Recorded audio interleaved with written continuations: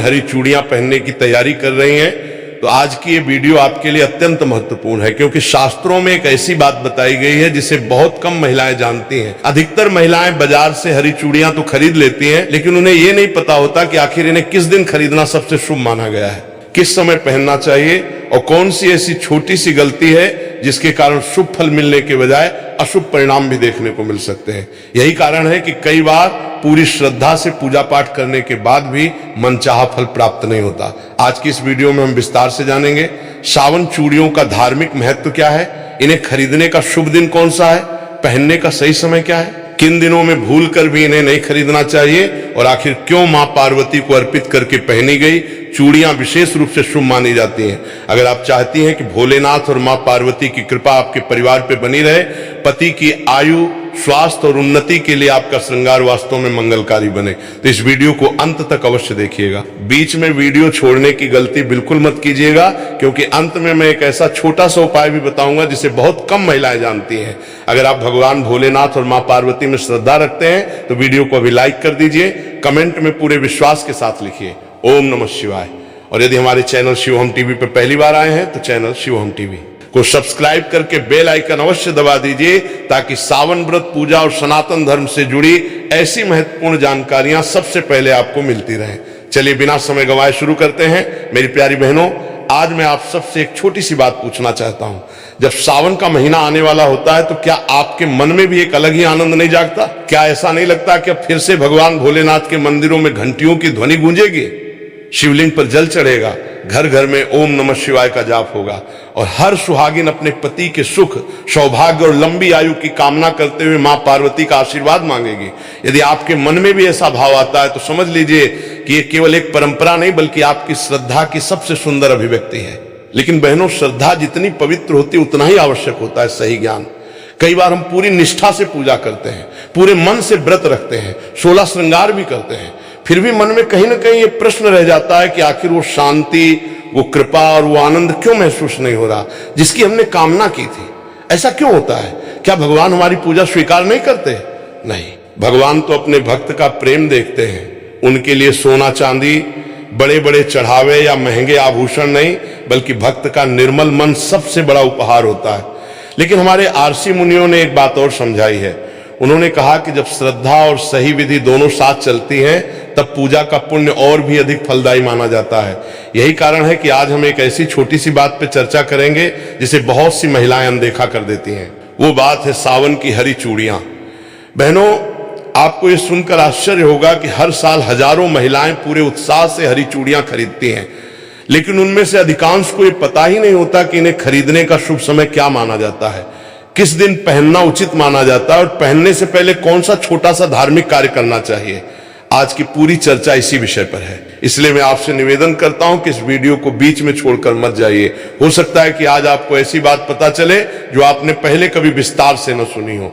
यदि आपके हृदय में भोलेनाथ और मां पार्वती के प्रति श्रद्धा है तो वीडियो को भी एक लाइक अवश्य कर दीजिए। कमेंट बॉक्स में पूरे विश्वास के साथ लिखिए ओम नमः शिवाय। और यदि आप सनातन धर्म, व्रत, पूजा, त्योहार और धार्मिक परंपराओं से जुड़ी ऐसी ही उपयोगी जानकारियां नियमित प्राप्त करना चाहते हैं तो हमारे चैनल शिवहम टीवी को सब्सक्राइब करके बेल आइकन भी दबा दीजिए, ताकि आने वाली कोई भी महत्वपूर्ण वीडियो आपसे छूट ना जाए।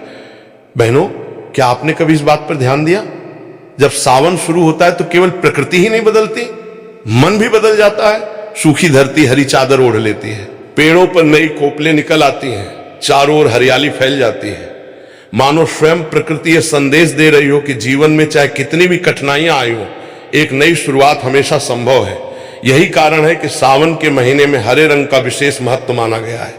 हरा रंग केवल सुंदरता का प्रतीक नहीं बल्कि आशा का प्रतीक है, सौभाग्य का प्रतीक है, समृद्धि का प्रतीक है और सबसे बढ़कर यह जीवन में नई ऊर्जा का प्रतीक माना जाता है। इसीलिए हमारी माँ और दादियां कहा करती थी, सावन में जितनी हरियाली बाहर दिखाई देती है उतनी ही हरियाली अपने घर परिवार में भी बनाए रखने का संकल्प लेना चाहिए। और यही भावना हरी चूड़ियों के पीछे भी छिपी हुई है। लेकिन बहनों, एक बात हमेशा याद रखिए, चूड़ियां अपने आप में कोई चमत्कारी वस्तु नहीं होती। चमत्कार होता है आपकी श्रद्धा में, आपके विश्वास में, आपकी प्रार्थना में।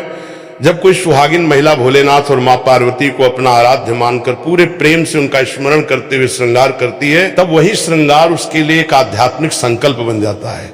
आज की सबसे बड़ी भूल, आजकल बाजारों में सावन शुरू होने से कई दिन पहले ही हरी चूड़ियों की दुकानें सज जाती हैं। लोग भीड़ देखकर खरीद लेते हैं। किसी ने कहा आज ऑफर है, किसी ने कहा आज समय मिल गया, किसी ने कहा कल फुर्सत नहीं मिलेगी और बस चूड़ियां खरीद ली, पहन भी ली।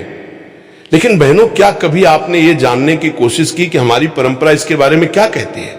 क्या हर दिन शुभ माना गया है? क्या हर समय पहन लेना उचित माना गया है? या फिर कुछ ऐसे दिन भी हैं जिनमें थोड़ा संयम रखने की सलाह दी जाती है?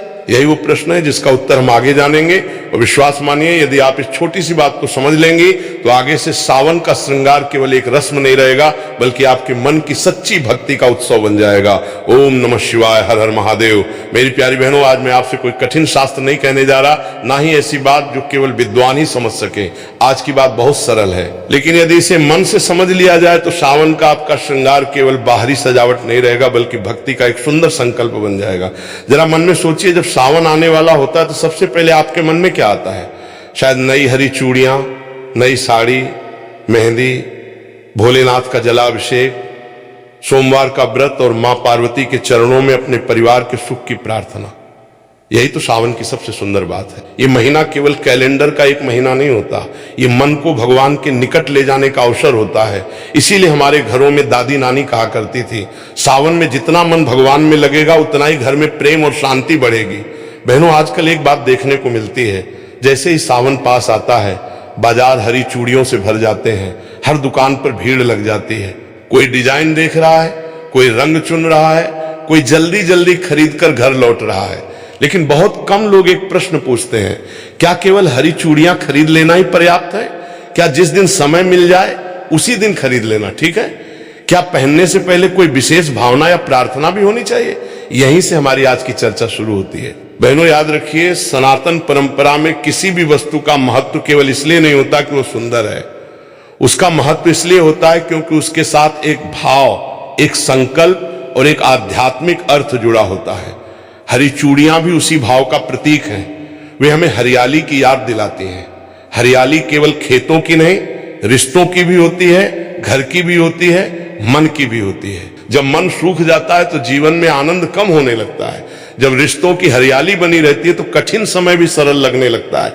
इसीलिए हमारे पूर्वजों ने सावन में हरे रंग को शुभता, आशा और मंगल का प्रतीक माना। लेकिन बहनों, एक बात हमेशा ध्यान रखिए, यदि कोई महिला ये सोच ले कि मैंने हरी चूड़ियां पहन ली, अब अपने आप सब ठीक हो जाएगा, तो ये समझ अधूरी है। धार्मिक परंपराएं हमें कभी भी केवल वस्तुओं पर निर्भर रहना नहीं सिखाती, वे हमें सिखाती हैं वस्तु से पहले भाव, श्रृंगार से पहले श्रद्धा और पूजा से पहले नम्रता। भोलेनाथ को बेलपत्र इसीलिए प्रिय नहीं कि वो दुर्लभ है, उन्हें वो प्रिय है जो प्रेम से अर्पित किया जाए। एक लोटा जल भी सच्चे मन से चढ़ाया जाए तो उसका महत्व बहुत बड़ा माना गया है। ठीक उसी प्रकार यदि हरी चूड़ियां भी भोलेनाथ और मां पार्वती का स्मरण करके धारण की जाए तो उनका आध्यात्मिक महत्व और बढ़ जाता है। एक छोटी सी घटना, एक गांव में दो पड़ोसन रहती थी। दोनों हर साल सावन का व्रत रखती थी। दोनों हरी चूड़ियां भी पहनती थी। पहली महिला बाजार से चूड़ियां लाती, पहनती और अपने काम में लग जाती।